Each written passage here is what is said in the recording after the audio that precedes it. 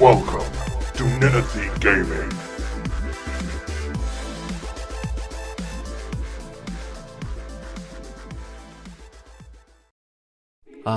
Starfield. Or as some would say, Fartfield, Snowfield, or my personal favourite, Starfield. We're starting off strong with this one. Now, for those of you who watch my channel, you know I've got a strong background when it comes to reviewing and analysing games, movies and TV shows. But regardless if you're new here or not, I'd like to welcome you to my brand new content type, Brutally Honest Reviews. Spoiler warning. Today, we're covering Fartfellow, Start Me Up Field, or Starfield, Bethesda's latest entry into the gaming cosmos, and apparently their latest flop too. Now, I want to be clear. So let me be clear. I'm reviewing the game. I'm not here to validate or justify your purchase and love for the game. If you like the game, why are you here? Why are we still here? You reserve the right to say this is the best game you've ever played.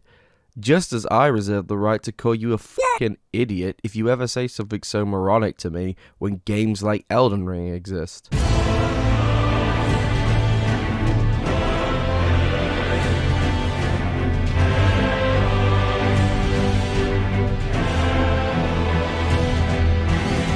Boasting the lowest rating of recent Bethesda games, somehow even lower than 76.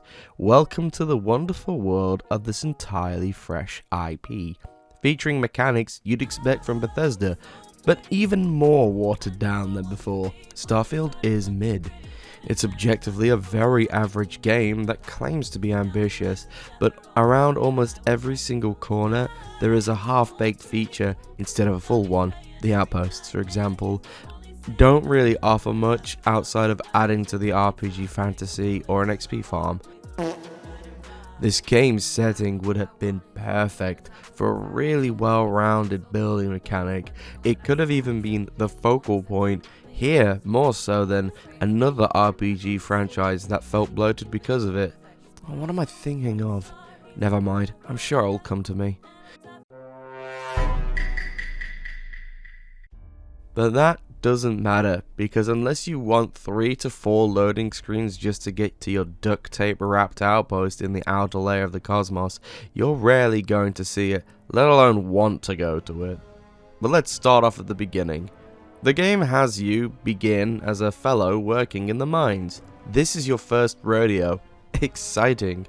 You can choose your backgrounds, your character's identity and pronouns to give the character more of a personal flair. Hopefully, that doesn't upset you like this baby-faced idiot. Fucking pronouns! But you still start off in this mine, which I find funny because I chose the bounty hunter background, so I was running through my head on why my character ended up here. It's a neat little thing, I'll give the game that, but that's where it ends. Remember when I said this was your first rodeo? Well, your ever so wise boss thinks you've got what it takes and tasks you with grabbing the highly suspicious and specifically requested item. You know, the whole reason your company's here in the first place. What? From the wall, and what do you know? Space MacGuffin happens. You then meet Barrett, one of my favourite characters, and then you get attacked by pirates. He just lets you have his ship and decides to stay behind because he's going to talk to the pirates that just shot at you? I don't know.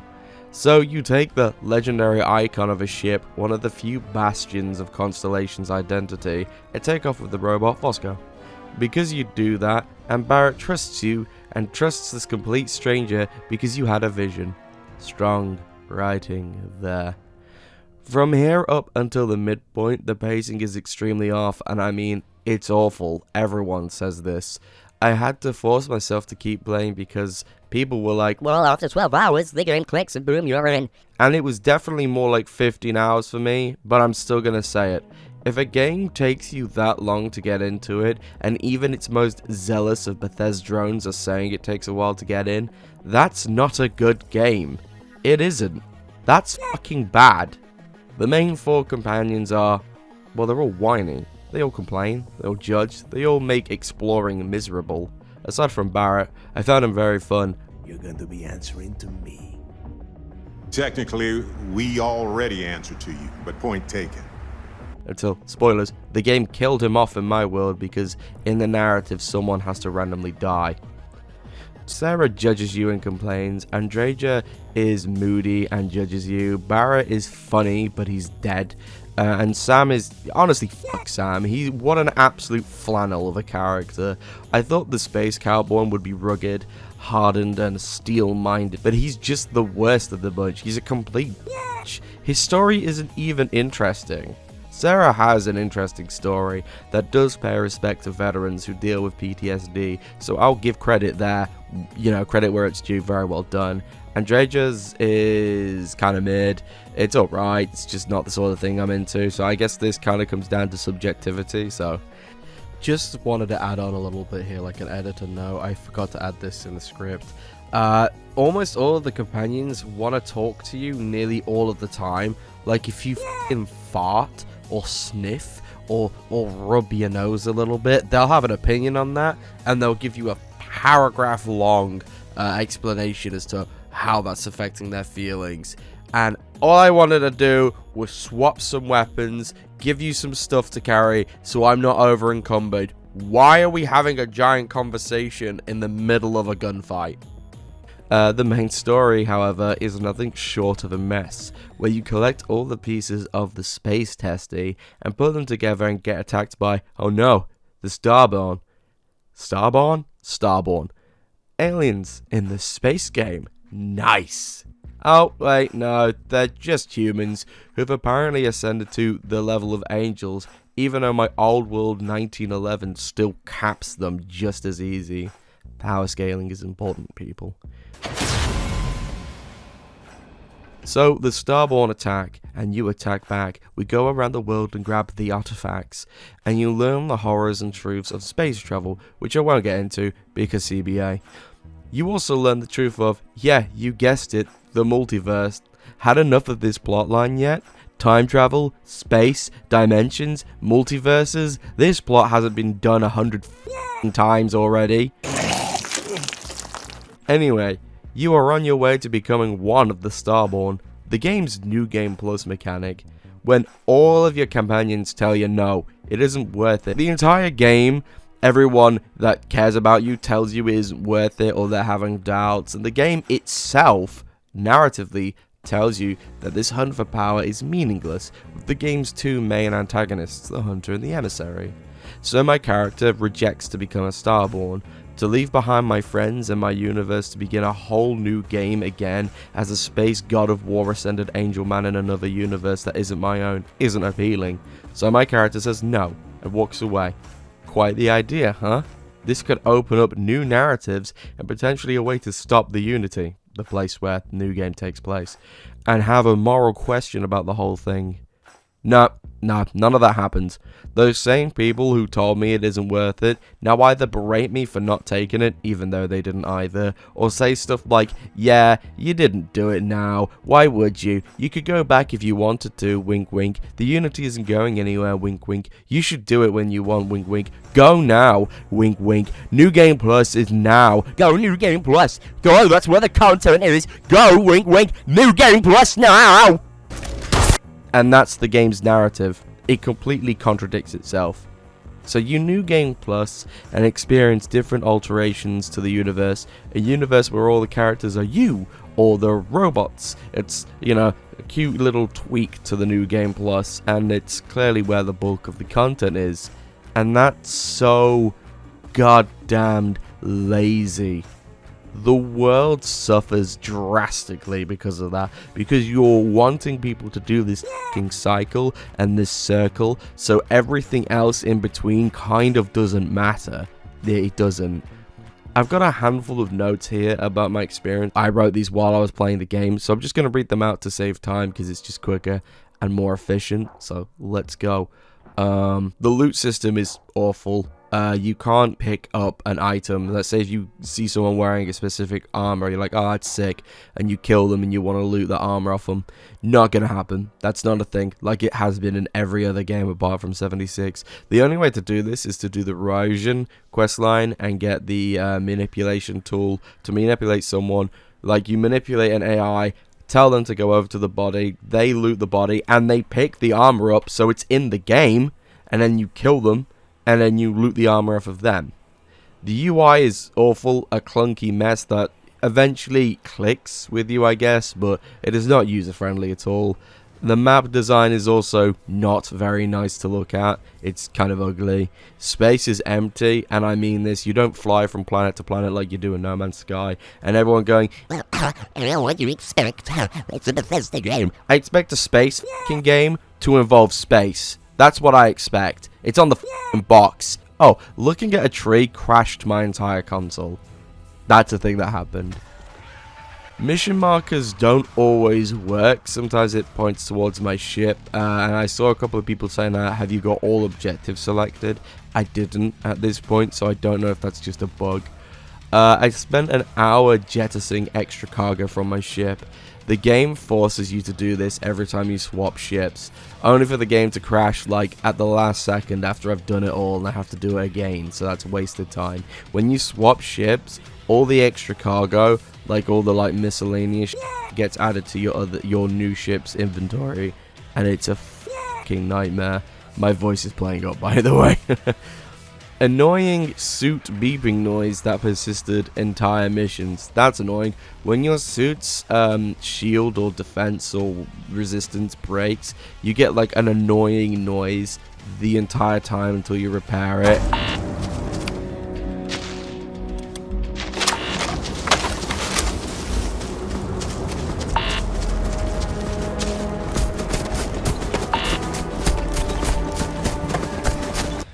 I have tinnitus, so that proved extremely irritating, and I had to take my headset off until I was back to the ship. I get letting the player know that something's wrong with your suit. It doesn't have to be that noise. We get it. My suit's protection is down. Either offer me an in-game way to fix it, or shut up. The UC Vanguard questline has a badly written intro. They send a rookie into deep space, and the place is filled with corpses. Turns out a monster ran through the entire facility, and the last remaining survivor wants you, a rookie, to go kill it so she can get some samples. Yeah, Bethesda writing. If you have the game running too long, it'll eventually freeze in a menu and you have to restart. I also had this really annoying bug where when I was shipbuilding, if I kept going in and out of the menu because I wanted to change something about my ship, my game sound would mess up and I'd have to turn off my controller and turn it back on again. And that happened multiple times. The currency and ammo economy in this game is abysmal, like previous Bethesda entries, and I know some people like to wheel out the tired old excuse of, it's like this in every Bethesda game, but this is the first one where we could build ships, so money's quite important, you morons. And I saw someone going, well, you don't need to build the best ship in the game. Yeah, I do. It's up to me how I play my fucking game. If I want to build the best stats ship, let me, you know? I really liked the House of Varun Embassy. Yeah, that was quite fun. Towards the end of my game was crashing every single hour, almost like a potential memory leak or something. There's no real variety in enemy movement, gameplay or activity. They all either run at you or run together and then shoot you. Enemy AI is not dynamic. They're really dumb. And that's quite interesting because it's like, you'll have someone called Spacer, then you'll have someone called Pirate, then you'll have someone called Eclipse, and there's no variation in their tactics. They all play the same. It's just a different name enemy doing the exact same thing. It doesn't feel very unique. So many quests feel hollow or unfinished, like the Striker's quest line. To add on to this, by the way, so many NPCs are essential. In, like, Fallout New Vegas, I can go to anyone I want and blow their brains out. If I like their armor, and I've played the game a million times, I'm like, I'll get rid of you. I want your armor. Can't do that in this game. I'd say, like, a good 60% of the NPCs are essential. Why? The world just doesn't feel alive. Outside of the main four companions, there's kind of little reaction to most world events you take part in. Yeah, the game has a lot of issues. A lot of issues. Another thing to add is even early doors, even with like main quest stage areas, you know, the places that should be absolutely polished and should be like the cleanest they could be, I was having significant frame drops, and I'm on next or current generation if you like. Another thing that drives me wild is the fans. Now these guys are loonies and deserve their own videos, but holy heck are Bethesdrans the literal definition of moronic. Like, I was having a nice conversation with one guy, and we were like talking back and forth, and we were like analyzing the game, and this random guy just jumps into the conversation after, I don't know, 15 minutes of talking with this other guy, and just says this. You definitely haven't done more than me, if that's all you've done. I've studied English Lit and Lang, Art, SFX makeup for theatre and screen.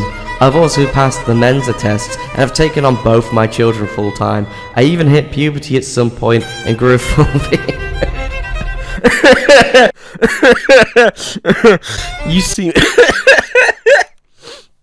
You seem extremely confused. For some reason, you're under the painful misconception that you have the upper hand when you definitely don't. Tragic, truly an excruciating turn of events that you have landed yourself here in front of someone far more knowledgeable than yourself, and someone who's certainly a much greater narcissist.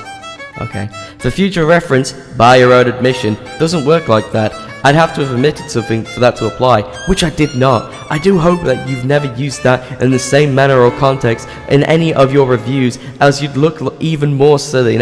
You'd look even more silly than you did just now. To refer to your menial comprehension of this subject as arguably better is rather a titanic overstatement, as it's certainly arguable based on the ironic nature of what you've said in comparison to me. I did, however, find the pure irony of you implying I'm the one acting like a caveman hilarious. You meant Neanderthal, by the way. I don't pop off, though I just school people when they hypocritically try and take an undeserved high horse against me. So take the L, Governor, and jog the F on.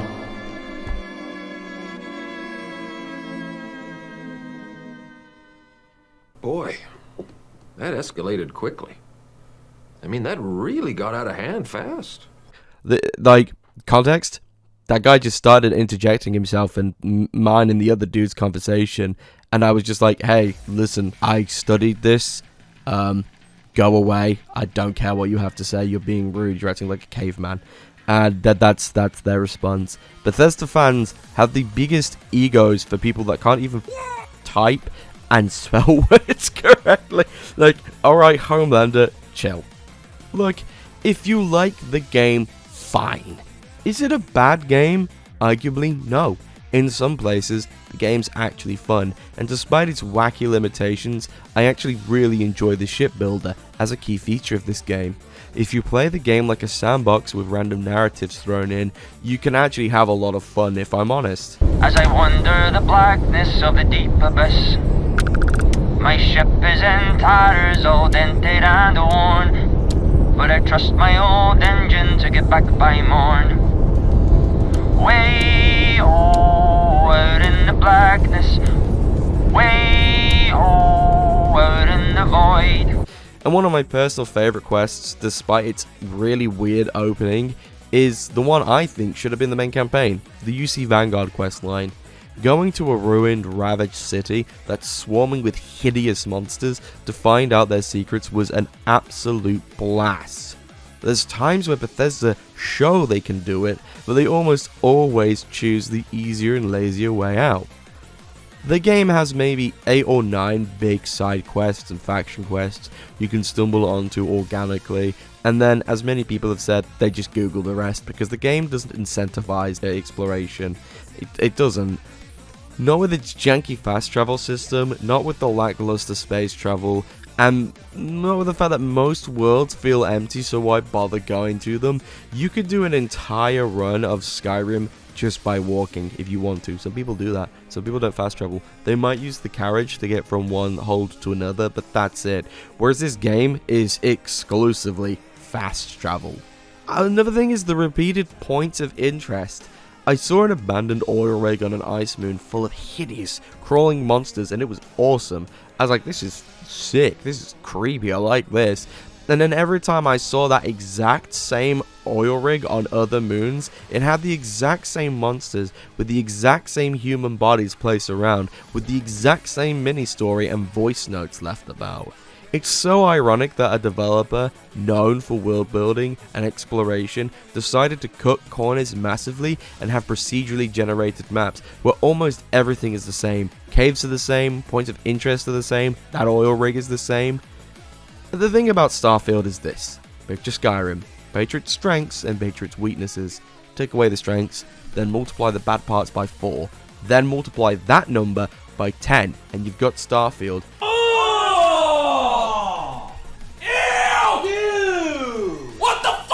Every good feature the game boasts about, other games do far better. Even Bethesda's own games do this.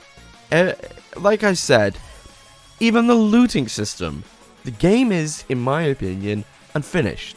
It feels unfinished. Heck, a friend of mine has a major city that has a multitude of different mini quests, like the Striker quest, stuck up in the sky, and its entire save file is now corrupted. He can't save that game. It's done. It's over. And people still defend it. So in short, it's a buggy mess, as all Bethesda games are, with some compelling narratives and some pretty fun features, but overall, the narrative is the weakest story we've ever seen from Bethesda, in my opinion. You just become Space Jesus because they wanted to force New Game Plus down your throat. The main character is railroaded heavily into becoming a science nerd, otherwise everyone in Constellation, you know, the main faction, will hate you, and most bad guy options are extremely limited, like piracy, which is also half-baked. The game could be amazing. It has all the hallmarks of being an incredible exploration experience.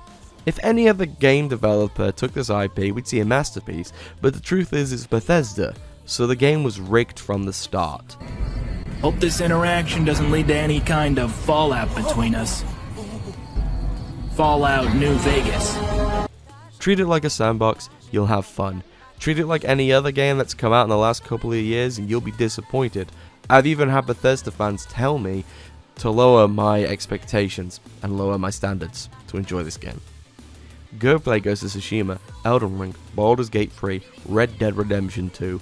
Those are masterpieces. The only thing Starfield is a masterpiece in is how to mishandle an idea. Starfield is mid. A solid 5 out of 10. I won't be playing through the story again, not without mods. If it was any other Bethesda game, I'd have gone into 3 new characters by now. Thank you for taking the time to watch this video. Let me know what you think down below in the comment section. I would like to try and review Lies of P next. Now that game, currently, so much better than Starfield. See you guys later.